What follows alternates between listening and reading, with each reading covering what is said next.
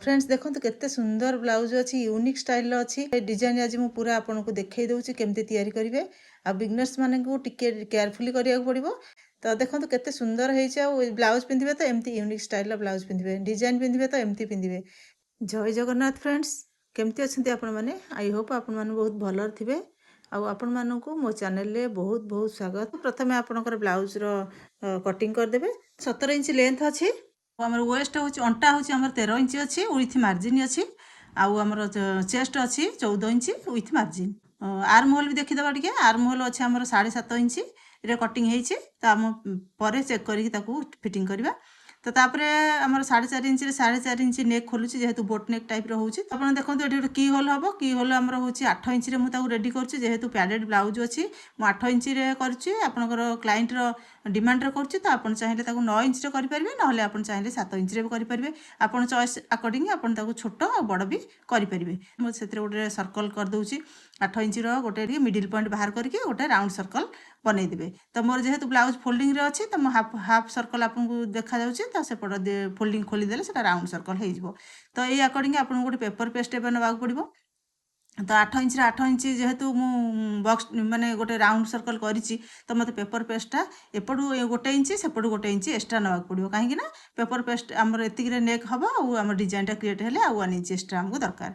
तो 10 inch 10 inch आप paper paste ने जो पेपर पेस्ट ने 10 इंच 10 इंच ने तो हेल्ले आप परफेक्टली आप डिजाइन टी क्रिएट हो पार। तो ताको मिडिल करदे 4 भाग करदे करके तार मिडिल पॉइंट बाहर करदे बाहर करके आप राउंड सर्कल जमती आप कपड़े आम लाइनिंग फैब्रिक रे करछंती सेमती राउंड सर्कल गोटे रेडी करदवा। तो ताकि आम से राउंडटा से मेजरमेंट अकॉर्डिंग राउंडटा आमर क्रिएट हो जाऊ। तो सुंदर भाव राउंड सर्कल बनईदेवे देखो एमती राउंड करके गोटे सर्कल करदे।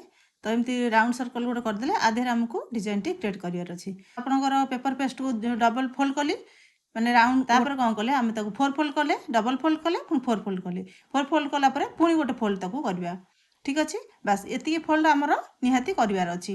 तो आपर कौन हम अधिक आउ गोटे फोल्ड कर जो मझीरू अच्छी ना तो आम करें किंतु जेहेतु पेपर मोटा हो जाऊँगी तो आम फोल्ड कले आमर सेप चेंज हो आपंकर जो डिजाइन टी करने चाहते से परफेक्ट हेनी। तो से कौन कली आगे मोर 8 इंच 8 इंच मार्क करदेली जी मत दरकार डिजाइन कर मार्क कर सारापर तार मिडिल पॉइंट रे पेनसिल गोटे गार देदेली ठीक अच्छे मिडिल आउ भांगी पारानी एवं मिडिल पॉइंट पेनसिल गोटे गार देदेबा तार भी मिडिल पॉइंट बाहर करदे से मझीर मिडिल पॉइंट को फोकस करके आर भी मिडिल पॉइंट बाहर करदे। तो आमको मोटामोटी ये जो ये को आम समान भाग में भाग करदे तो ताकू भी आम मार्क करदे पेनसिल साहाय्य सबू मार्क करदे भल भाव में देखो ये डिवाइड हो गला आमर।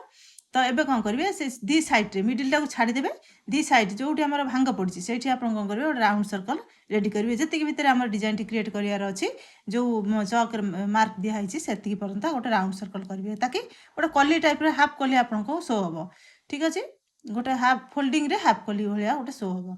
तो दुईटा कली बाहर करदे एपट गोटे पूरा भल भाव में करेंगे जमी कलीटा आम पूरा कलीटा बहुत सुंदर भाव में हम जी सुंदर भाव में करवा ना से सुंदर भाव में आम डिजाइन भी निहाती हम। दी पटांक काटिदेवे गोटे पट काटिले देखो एपट भी सेमती जमी काटिले हल्का हाथ में काटिले सेमती हल्का हाथ में एपटा भी काटे कारण हल्का हाथ में न काटिले ना मोटा टी आमर अच्छी ना पेपर तो कटि जबार संभावना अच्छी एमती गोटे डिजाइन रेडी हम। आपको आम कौन करवा आमर जो लाइनिंग फैब्रिक अच्छी तार मिडिल आम जो चिन्ह देते आमर नेक बाहर 4 इंच 4 इंच आमर बोट नेकटा अच्छी ना नेक बाहर मिडिल जो चिन्ह देते से मिडिल आप सेट करेंगे। तो तापर कौन करेंगे आपंकर मेन फैब्रिक आने मेन फैब्रिक सीधा रखिए ताऊपर सीधारे पकेबे आपंकर अस्त्र फैब्रिक ताकि आमर सीधा सीधा को सीधा रैंड को रोल्टा आपण ऊपर को रोल्टा जो पटे आम कि पेपर पेस्ट चिपकई। तो सेमती रहा कौन करेंगे परफेक्ट भाव में जेहेतु आम स्टिच होनी चारि करूँ तो आम परफेक्ट भाव में पिन अप करदे ताकि आम चारिपट को सामान भाव में रहू जमती आमर कपड़ा अस्त्र कपड़ा सहित मेन कपड़ार मैचिंग ठीक रहू छोट बड़ न हो। तो से हिसाब से आम तो पिन अप करदे आमको स्टिच करने को सुविधा हम।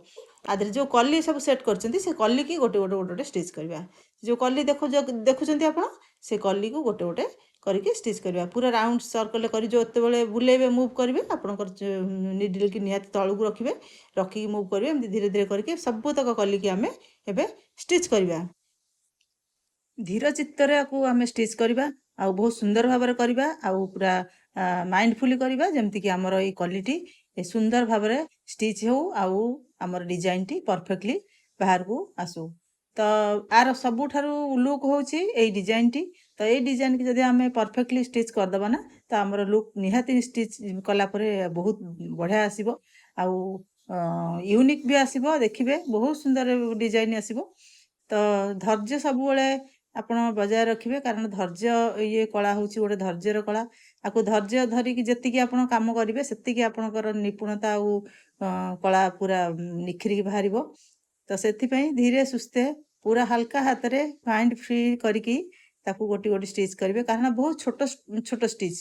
ତ ବଡ଼ ଷ୍ଟିଚ୍ ହେଇଥିଲେ ମୁଁ ଆପଣଙ୍କୁ ଏତେ ଉପଦେଶ ଦେବାକୁ ଭାବି ବି ନଥାନ୍ତି କିନ୍ତୁ ବହୁତ ଛୋଟ ବାରିକରେ ଷ୍ଟିଚ୍ ହେଉଛି ତ ନିହାତି ଆପଣଙ୍କୁ ପୁରା କେୟାରଫୁଲି କରିବାକୁ ପଡ଼ିବ। तो प्लीज फ्रेंड्स चैनल को निहाती सब्सक्राइब करेंगे आउ लाइक भी निहाती करेंगे।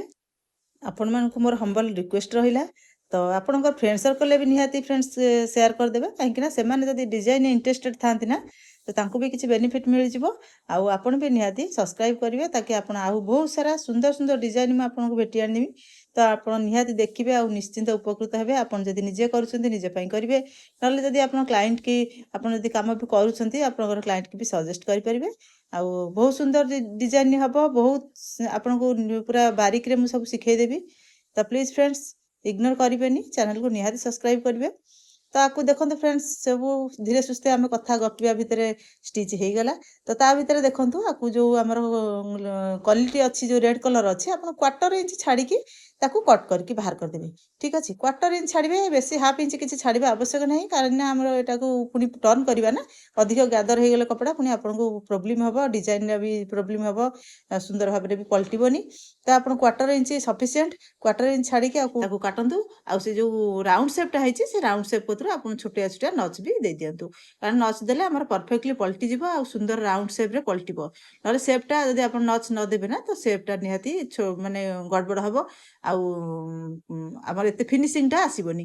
तो से सैड्र सब से राउंड सेप कतरू टे नच भी देवे। तो एमती करके टोटाल सब गोटी गोटी कलिकी धीरे सुस्थे काटिकी बाहर करदे फ्रेंड्स। आउ देखो गोटे गोटे सब कली एमती सुंदर भाव धीरे सुस्थे हाल्का हाथ में काटे आउ बहुत सुंदर भाव में कटिज आउ देखिए निहाती गोटे सुंदर डिजाइन आपण एत परिश्रम फल निहाती गोटे बहुत सुंदर डिजाइन बाहर आउ जोटा कि आप कल्पना भी भाभी नथिबे कि एत सुंदर डिजाइन टा आपण हाथ में रेडी हो गला। तो देखंतु फ्रेंड्स निहाती धैर्य धरिकी गोटे काम करंतु ना आपणकर सब काम परफेक्टली सक्सेसफुली माने आपको मिल जिवो। पूरा देखंतु टोटाल आम राउंड करी काटिदेले देखो से टोटाल कटिगला। एबे से कट जो नच लगे जो न लगे चेक करदे जब न लगे लगे भी देवे। तो एमती हो गला आमर देखो सब जिनस आम परफेक्टली चेक करदे जो जहाँ एक्सट्रा कपड़ा ऊपर नीचा होती भी कट कर बाहर करदे कारण बेसी कपड़ा गैदर हबार आमर किसी आवश्यक ये ना कारण आम डिजाइन टी बहुत सुंदर साफ सुथरा भाव में जमी बाहर सेटार व्यवस्था आम अच्छे। तो ये आम आने गोटे लुक टर्नर नहले आप छुंची सूता भी यूज करेंगे आप जमी डोरी पलटाऊँ से मेथड रे भी आपन आपको पलटई पारे। तो आप छुंची सूतार आप कंफर्टेबल अच्छा छुंची सूतार पलटातु नचेत आप लुक टर्नर साहाଯ୍ୟରେ भी करंतु आपन परफेक्टली आपनकर टर्न हो जो सीधा पटू। तो एमती भाव में धीरे सुस्थे सब बाहर करदे किसी प्रोब्लेम हेनी आराम से आराम हाथ में बाहरी जीव जी आपको देखा जो प्रोब्लेम सेमती प्रोब्लेम भी नुह सी आउ परफेक्टली बाहरी जीव टिके धैर्य सहित आपको करिया पड़ो कारण छोटिया छोटिया जिनस बहुत सारा कली आउ डिजाइन भी बहुत केयरफुली करिया पड़ुछि। तो से तो एमती करके गोटी गोटी करके सब तक फ्रेंड्स बाहर करदे हाल्का हाथ टाणी बाहर करदे। मेहनतर फल मिठा आम समस्ते जानी किंतु देखिए ये मिठा आपको टे हटके हम आ बहुत सुंदर सा आपको डिजाइन टे मिल जाव। धैर्यर कला जहाँ पाखे आवेलेबल अच्छी ना सी किसी भी कर फ्रेंड्स सत कथा। तो ये आम सीधा पटको पलटे देवा जी सब आम टर्न करदे सब तक साइज करके आम सीधा पटको पलटे देवा भल भाव में पलटेबे टी धरी धरी पलटेबे टी से जो कोना भाया बाहरी आमर डिजाइन ताकू धरिक टाणी देवे धीरे धीरे ताकि आमर या फुल फैब्रिक सेट हो। तो हो गला आपको कौन करेंगे निहाती गोटे आयरन करके नेबे ଭଲ ଭାବରେ ଆଇରନଟେ କରିଦେବେ ତାକି ଆମର ଡିଜାଇନ ଯେଉଁ ଆମେ ସବୁ ଟର୍ନ କରିଛନ୍ତି ନା ସେ ପରଫେକ୍ଟଲି ତା ଜାଗାରେ ସେଟ୍ ହେଇଯିବ। ଆଉ ଆମକୁ କେଉଁଠି ବି ଛୋଟ ମୋଟ ଭୁଲ ଥିବ ବି ଆମକୁ ଦେଖା ବି ଯିବ, ଆଉ ଆମେ ବି ତାକୁ ଠିକ୍ କରିପାରିବା। କାରଣ ଇଏ ଆପଣଙ୍କର ପୁରା ଡିଟେଲିଂରେ କାମ ହେଉଛି, ତ ସେଥିପାଇଁ ଆମେ ଟର୍ନ କରିସାରିଲା ପରେ ଆମର ଯେଉଁ ସେ କୋଣ ଗୁଡ଼ା ବାହାରିଛି ନା, ଆମେ ପୁରା ଲୁକ୍ ଟର୍ଣ୍ଣରେ ସେ ପରଫେକ୍ଟଲି ବାହାରି ନଥିଲା। ତ ତାକୁ ଟିକେ ଆମକୁ ଛୁଞ୍ଚି ସାହାଯ୍ୟରେ ହଉ ନହେଲେ ଆମର ବଲପିନ୍ ସାହାଯ୍ୟରେ ହଉ ଟିକେ ଆପଣଙ୍କୁ ବାହାର କରିବାକୁ ପଡ଼ିବ ହାତରେ। ତ ହାତରେ ବାହାର କରିଦେଲେ ସେ ଆରାମସେ ବାହାରିଯିବ ଆଉ ସୁନ୍ଦର ଭାବରେ ଆପଣଙ୍କର ଫ୍ଲାୱାରଟି ରେଡ଼ି ହେବ। ତ ତା ପୂର୍ବରୁ କ'ଣ କରିବା ଫ୍ରେଣ୍ଡସ୍, ସେ ତାକୁ ତ ବାହାର କରିଦେଲେ ତାପରେ ଏବେ କ'ଣ କରିବା, ଆମେ ଟୋଟାଲ ଆମର ମେନ୍ ଫ୍ୟାବ୍ରିକ୍ ସହିତ ଲାଇନିଂ ଫ୍ୟାବ୍ରିକ୍ ଜଏଣ୍ଟ କରିଦେବା। ଆମେ ଡିଜାଇନ କରିବା ପୂର୍ବରୁ କିଛି ବି ଜଏଣ୍ଟ କରିନଥିଲେ, କାରଣ ଆମ ଡିଜାଇନଟି ଆଗେ ହେବାର ଥିଲା, ତ ତାପରେ ଆକୁ ପଲଟେଇବାର ଥିଲା। ତ ସେଥିପାଇଁ ସବୁ ମାନେ ଆମର ଜଏଣ୍ଟ ହେଇନଥିଲା। ତ ତାପରେ ଆମେ କ'ଣ କରିବା, ତାକୁ ଡିଟେଲିଂରେ ଜଏଣ୍ଟ କରିଦେବା ପରଫେକ୍ଟଲି, ଯେମିତି ଯେମିତି ଆମେ ଆଜ୍ ୟୁଜୁଆଲ୍ କରନ୍ତି ସେମିତି ଜଏଣ୍ଟ କରିଦେଲେ। କିନ୍ତୁ ଆର ଟୁଇଷ୍ଟ ହେଲା କ'ଣ, ଆପଣ ଆଗେ ଡିଜାଇନ କ୍ରିଏଟ୍ କଲେ, ପଛେ ଆପଣ ଜଏଣ୍ଟ କଲେ, ଆଉ ଆପଣଙ୍କର କଟ୍ କଲେ, ଏକ୍ସଟ୍ରା ଫ୍ୟାବ୍ରିକ୍ କଟ୍ କଲେ। କିନ୍ତୁ ମାନେ ଆମେ ଆଗେ କିନ୍ତୁ କଟ୍ କରିକି ସବୁ ସେ କରିକି ଡିଜାଇନ କରୁଥିଲେ, କିନ୍ତୁ ଏ ଡିଜାଇନଟି ସେମିତି ହେବନି, ସେମିତି ହେଇ ବି ପାରିବନି। ଆପଣ ଏମିତି ହିଁ ଯଦି କରିବେ ଆପଣଙ୍କର ପରଫେକ୍ଟଲି ସେ ଡିଜାଇନଟି ବାହାରିବ, ସୁନ୍ଦର ଭାବରେ ବାହାରିବ, ଆଉ ଫିନିସିଂର ସହିତ ବାହାରିବ। ତାପରେ ଦେଖନ୍ତୁ ଫ୍ରେଣ୍ଡସ୍, ସେ ମଝିରେ ଯେଉଁ ଆମର ରାଉଣ୍ଡର ଟିକେ କଟ୍ କରିକି ବାହାର କରିଥିଲେ ଗୋଟେ ସର୍କଲ, ଆପଣ 1.5 ଇଞ୍ଚ ହଉ 2 ଇଞ୍ଚର ହଉ ଗୋଟେ ପ୍ୟାଚ୍ ବି ଆପଣ ରେଡ଼ିମେଡ୍ ଦେଇପାରିବେ, ନହେଲେ ଆପଣ ଏମ୍ବ୍ରଏଡରୀ କରିପାରିବେ, ନଚେତ ଆପଣ ଆଉ ଆମର ମୋତି ୱାର୍କ ବି କରିପାରିବେ। ମୋତି ୱାର୍କ କରିବେ, ତାର ସୁନ୍ଦର ବହୁତ ଲୁକ୍ ଆସିବ। ତ କ୍ଲାଏଣ୍ଟର ଡିମାଣ୍ଡରେ ନଥିଲା, ମୁଁ ଚାହୁଁଥିଲି ମୋତି ୱାର୍କ, କିନ୍ତୁ କ୍ଲାଏଣ୍ଟ ଚାହୁଁନଥିଲା ଯେହେତୁ ତାକୁ ତାର ଶାଢ଼ୀର ମ୍ୟାଚିଂରେ ଗୋଟେ ଫ୍ଲାୱାର ରେଡ଼ି କରିବାର ଥିଲା। ତ ତାର ସେହି ହିସାବରେ ରେଡ଼ି ହେଲା, ଆପଣ ଆପଣଙ୍କ ହିସାବରେ ତାକୁ ସେ ଫ୍ଲାୱାରଟି ସେଟ୍ କରିପାରିବେ, ଫ୍ଲାୱାର ଦେଇପାରିବେ, ନହେଲେ ଏମ୍ବ୍ରଏଡରୀ କରିପାରିବେ, ନହେଲେ ମୋତି ୱାର୍କ କରିପାରିବେ, ଆପଣଙ୍କ ହିସାବରେ ଆପଣ କରିପାରିବେ। ତ ଏମିତି ହେଇଲା ପରେ ସେଇଠି ଗୋଟେ ମୋତେ ଯେହେତୁ ସେଠି ଗୋଟେ ଫ୍ଲାୱାର ମୋତେ କରିବାର ଥିଲା, ତ ଗୋଟେ ରାଉଣ୍ଡ ସର୍କଲ ମୋତେ ନିହାତି ଦରକାର ଥିଲା। ସେଇ ସର୍କଲ ଭିତରେ ମୋତେ ଡିଜାଇନଟି କରିବାର ଅଛି। ତ ଗୋଟେ ଆପଣ 1.5 ଇଞ୍ଚରେ 1.5 ଇଞ୍ଚ ମୁଁ ଗୋଟେ ସର୍କଲ ରେଡ଼ି କଲି।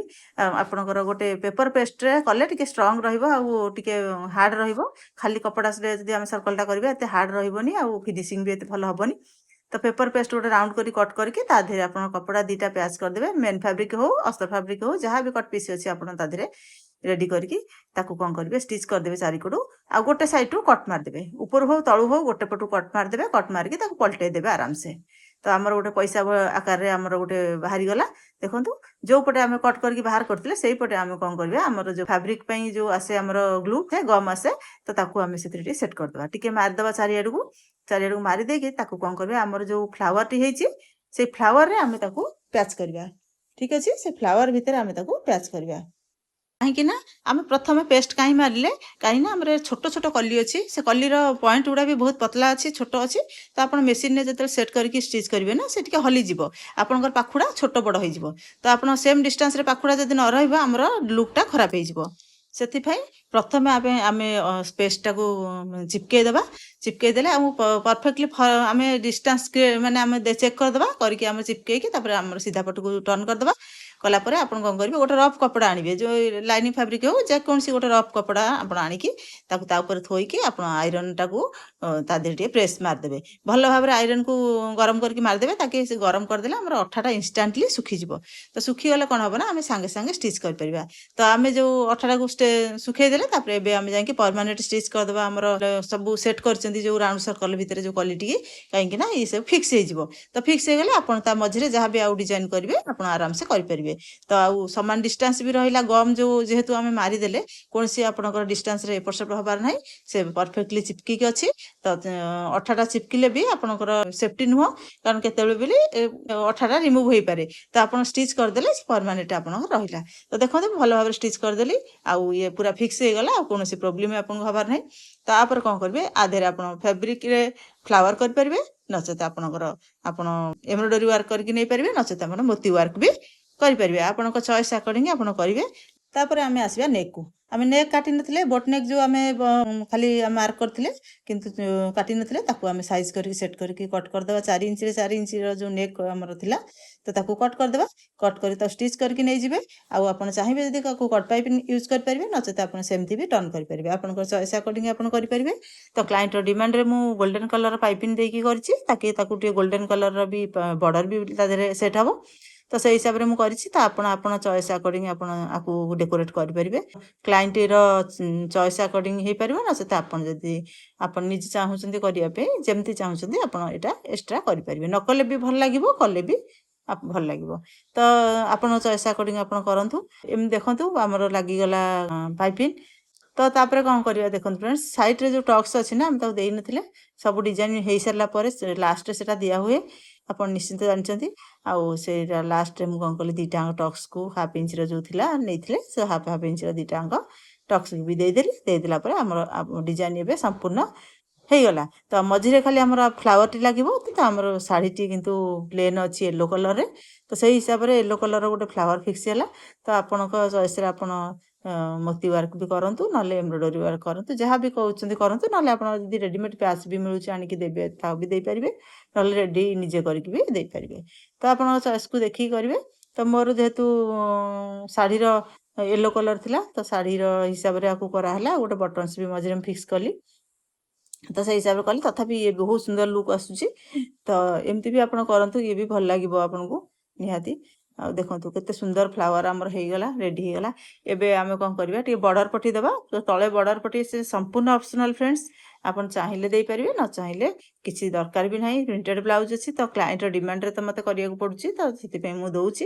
ନଚେତ ଆପଣ ନଦେଲେ ବି ଆର ଡିଜାଇନ୍ ଏଇ ଫୁଲଟା ହିଁ ଆର ଲୁକ୍। ଆଉ ଇଏ ହିଁ ୟାକୁ ଯଦି ଆପଣ ଦେଖେଇବାକୁ ଚାହୁଁଛନ୍ତି, ଲେସ୍ ବି କିଛି ଦେବା ଆବଶ୍ୟକ ନାହିଁ। ଯେହେତୁ କ୍ଲାଏଣ୍ଟର ଡିମାଣ୍ଡ ଅଛି, ତ ଆମେ କିଛି କରିପାରିବାନି। ତ ନେକ୍ରେ ଟିକେ ଦେଇଦେଲି, ବଡ଼ ଚଉଡ଼ା ବର୍ଡ଼ର ଅଛି, ଯେମିତି ଶାଢ଼ୀରେ ତ ସେମିତି ବର୍ଡ଼ର ଟାଇପ୍ର ଅଛି ଲେସ୍। ତ ଏମିତି ହେଇଗଲା ପରେ ମୋର ଡିଜାଇନ୍ ଦେଖନ୍ତୁ ସମ୍ପୂର୍ଣ୍ଣ ହେଇଗଲା, ଆଉ ବହୁତ ସୁନ୍ଦର ଲୁକ୍ ହେଇଛି। ତ ଫ୍ରେଣ୍ଡସ୍ ଆପଣ ନିହାତି ରେଡ଼ି କରନ୍ତୁ। ନିଶ୍ଚିନ୍ତ ଏଥର ସାବିତ୍ରୀ ଆପଣଙ୍କର ଚାରିଚାନ୍ଦ ଲାଗିଯିବ। ଏମିତି ଗୋଟେ ରେଡ଼ି କରନ୍ତୁ, ଦେଖିବେ ଫ୍ରେଣ୍ଡସ୍ ବହୁତ ସୁନ୍ଦର ଲୁକ୍ ଆସିବ, ଆଉ ସମସ୍ତଙ୍କ ଠାରୁ ହଟକେ ଆସିବ। ବହୁତ ସୁନ୍ଦର ଡିଜାଇନ୍ଟି ଆପଣ କରିବେ। ଆଉ ସମସ୍ତେ ନିହାତି ବୁଲିକି ପଚାରିବେ କେଉଁଠି ମ୍ୟାଡ଼ାମ୍ କରିଛନ୍ତି ଡିଜାଇନ୍ଟି। ତ ରହୁଛି ଫ୍ରେଣ୍ଡସ୍, ଦେଖା ହେବା ନେକ୍ସଟ ଭିଡ଼ିଓରେ। ଲାଇକ୍ କରନ୍ତୁ, ସବସ୍କ୍ରାଇବ୍ କରନ୍ତୁ, ଆଉ ଆପଣ ଫ୍ରେଣ୍ଡସ୍ ସର୍କଲ୍ ସେୟାର କରନ୍ତୁ, ଆଉ କମେଣ୍ଟ ବି କରନ୍ତୁ। Thank you. ଜୟ ଜଗନ୍ନାଥ, ଜୟ ଜଗନ୍ନାଥ।